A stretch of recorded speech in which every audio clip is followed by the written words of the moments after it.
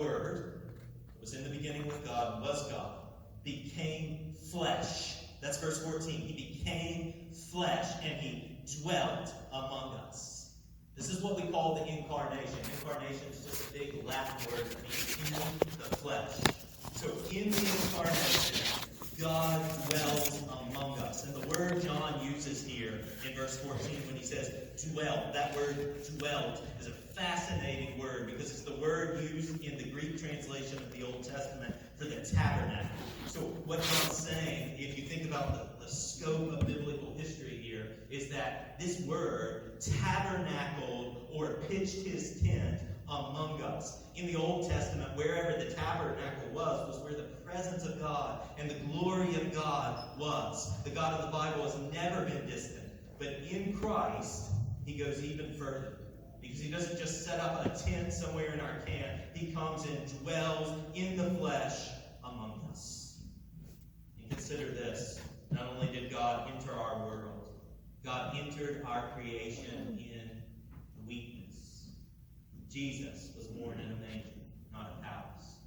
In the incarnation, we see the holy, powerful, all-wise, self-sufficient God becoming weak for us. Philippians 2 says he emptied himself. And it doesn't stop there, because not only is Jesus born in weakness, he's crucified for us. Why? To destroy the power of sin, to destroy the power of death, and to overcome the darkness, to give light. Paul says in 1 Corinthians, the weakness of God is stronger than the weakness of God. And that's exactly it. Here's how Paul puts it in 2 Corinthians. He who knew no sin became sin, that we might become the righteousness of God. Why did God enter our world in weakness? And why did he die in weakness? The answer is here in John 1. To transform us, to redeem us, to claim us, to make us children of God. As one early Christian famously said, God became man so that men might become like God. Look at verses 12 and 13.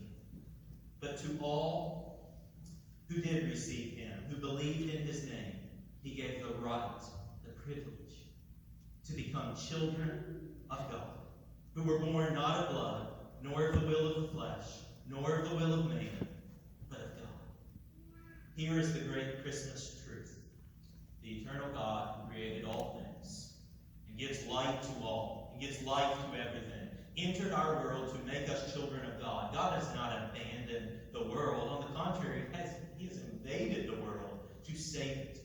The darkness, as John tells us here, will not overcome the plan of God. Evil and suffering will not have the final word. And if we want to know God, John says, then we look to Jesus. Let me give him the word here in verse 18 as we close. No one has ever seen God, the only God, who is at the Father's side. He has made him known. This is the celebration.